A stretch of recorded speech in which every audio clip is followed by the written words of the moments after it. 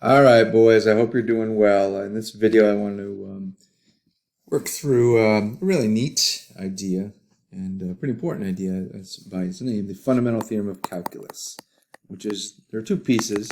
This is the more abstract and perhaps more powerful piece. So this is part one. And what we'll do is we'll first set up an example and then we'll generalize. So here's how it works. We create a function that is a function of x but includes a definite integral. And let's say we let that upper limit be the independent variable, the upper bound. And let's just say I affix the bottom because you need something fixed, and we'll fix it at 0. And we'll say, okay, that's the integrand will be sine of x dx. But the problem is this is really a function of x. So I need to change the integrand variable to be something just not x. So we'll call it t, let's say, which is usually pretty standard. And so what this means is it's the area under the curve, right? Remember the definite integral is area, starting at 0. And here's the sine function. Of course, it goes on and on and on infinitely. And if we affix the lower bound at 0, then the upper bound, the upper limit varies. And so maybe x could be pi over 2, or maybe x could be pi, or maybe x can be 2 pi here. So it allows us to create a function which includes a definite integral with the upper bound being the independent variable. Okay? And again, the reason we need this integrand variable to be different is because this is a function of x, and if that integrand is also an x, it's we can't use that variable again. So what we're going to do is we're going to look at a couple examples. So if I were to set up this function, which I have, let's just kind of take a couple values for x, right? So we're going to plug in, let's say, 0 for x.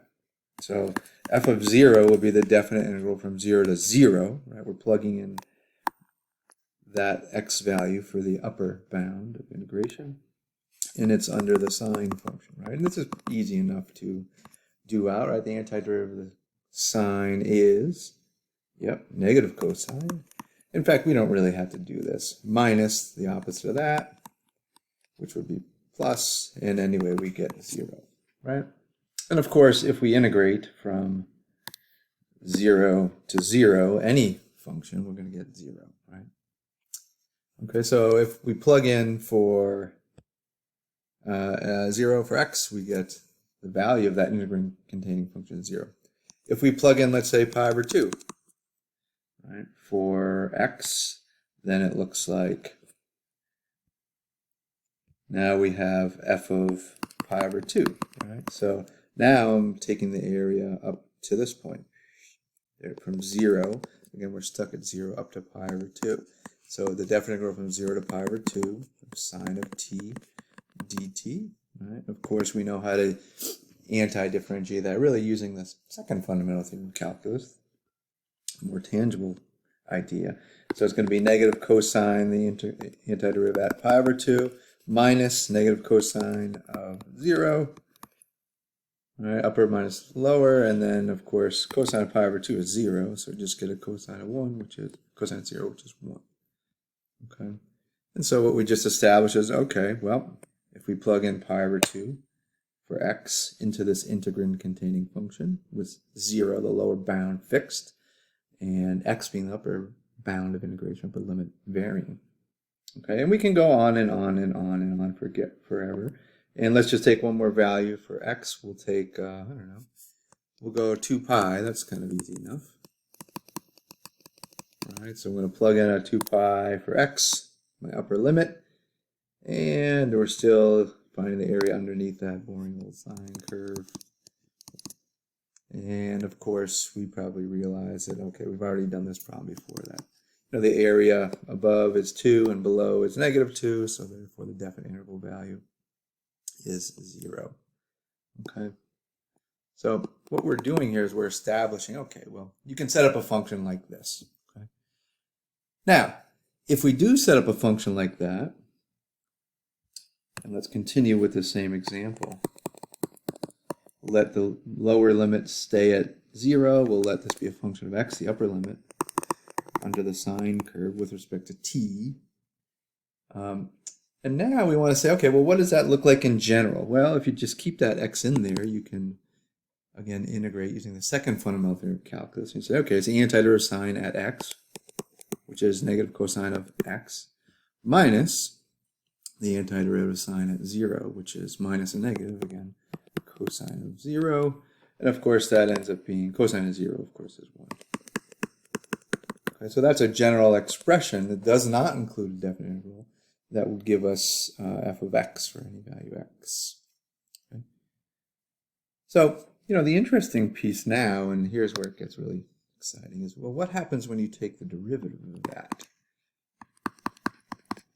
So one way to note that is the derivative dx of this x-containing integrand with respect to t. And since we have already another expression for that definite interval, why don't we just substitute it there?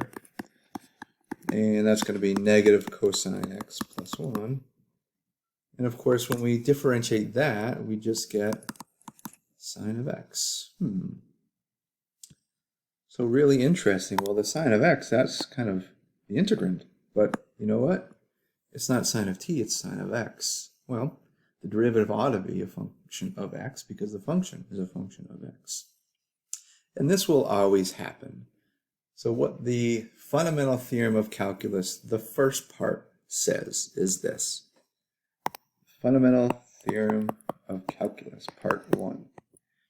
It says if I take the derivative, and it doesn't really matter what the lower bound is, it just has to be some number, real number. And I have my upper bound as my independent variable.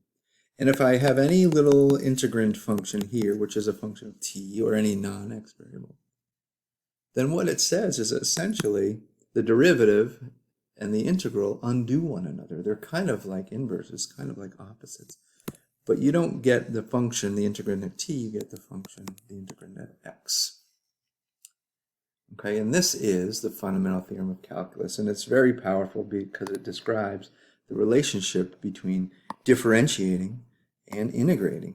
And really, they're just opposite. They undo each other. Okay.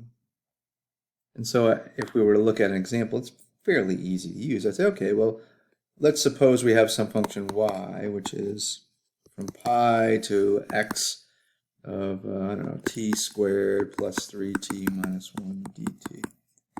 Right, and we can plug in values for x, and we can figure out what the definite interval value would be using the second fundamental theorem of calculus. But really, I just want to know what's y prime. Well, if that's what the function is, then y prime is just going to be that they're going to undo each other. Right? And it doesn't matter that this lower bound is pi. It can be 0, it can be 18, it can be 43.6. But what happens is when we differentiate this integrand containing function, we just get not t squared, but x squared, plus 3, not t, but 3x, minus 1. Okay? And that's about it. Sometimes it gets a little more complicated when you have a non-x or x-containing function up there, like x squared, in which case you'd have to use the chain rule to differentiate. But really, this idea is very profound because it tells us the relationship between the derivative